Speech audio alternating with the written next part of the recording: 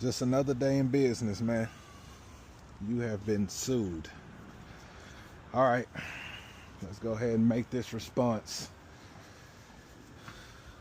Real estate game crazy. So back in 2022, a lady called me from my radio ad. She wanted to sell this property. She told us that she inherited this property from her deceased mother and that it was just her and her brother who were heirs to the property. Her brother was in a home and she had power of attorney over him. We buy a lot of inherited property, so we know how the process goes, and she provided every piece of documentation that we needed: a power of attorney, the affidavit of heirship, the death certificates, literally everything.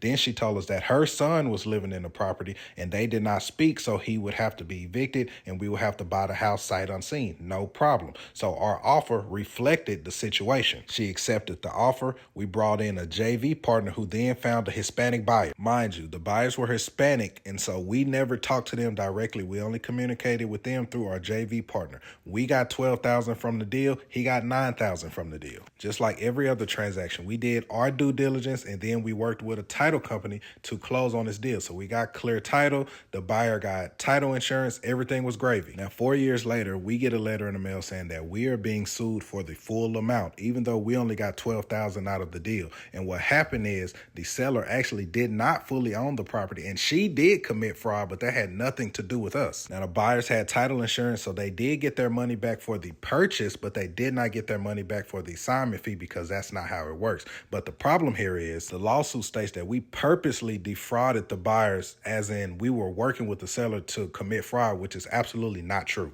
On top of that, the buyers are only suing us and not the JV partner, even though he pretty much got half of the money and was their only point of communication. So we denied their demand letter, and now they're going to have to fully take us to court to prove that we committed fraud, which they cannot do. And I ain't going to lie, the fact that they only suing us and not the JV partner is pissing me off.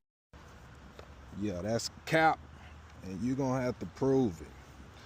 Andrew Howard generally denies each and every allegation made by the plaintiff and demands that all allegations be proven. You're going to have to prove that shit.